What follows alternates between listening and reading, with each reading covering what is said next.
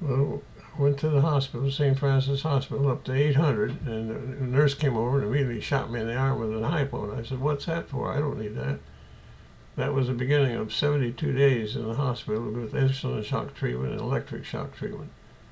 And finally, Emma Sue came up at the last minute and wanted me to sign papers then. I said, "What do you want?" She said, she saw I wasn't confused. It was a power of attorney that she wanted me to give to her. She put her key in the gate there and went down the elevator. Dr. Bear had refused to give me any more treatment. He said, no, he doesn't need it. Later on, he apologized to me.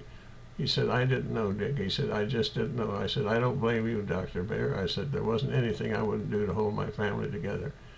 I bit and I made a mistake, but I didn't want, I was trying to protect her. There had been nothing wrong. I had done nothing wrong with her.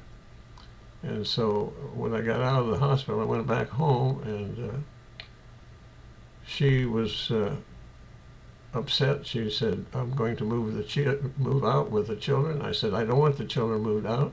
I said, I bought this house for them. But she said, well, I have to have it. So I gave her the house, and she took everything I had, my personal effects in it too. That was, I didn't really realize that the affair was going on between the two of them. She moved over to Glen Oak Avenue and Mary Reynolds' big antebellum home. And I went through 3 attorneys trying to get visitation rights. I'd written to them, and she had returned all the letters that I'd written to them, saying he's not here. She sent letters out to California, not here, not here.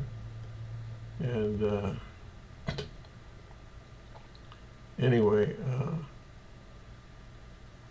I finally got an attorney to go before Judge Culbertson. We had there for visitation rights. He said, well, are these people married? He said, yes, they are. I said, well, you don't need a visit. You don't need a court order to see your children. If you want to see your children, go see them.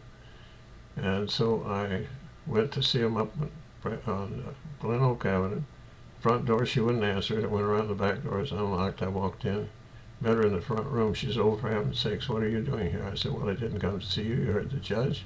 Came to see the children. With that, she started screaming, and pounding on me. And I pushed her away, grabbed her by the shoulder, and pushed her away. She was on a throw rug and slipped between my legs. I didn't let her drop.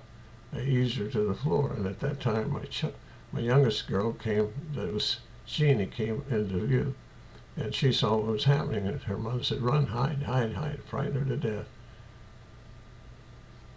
I'll continue on in a minute.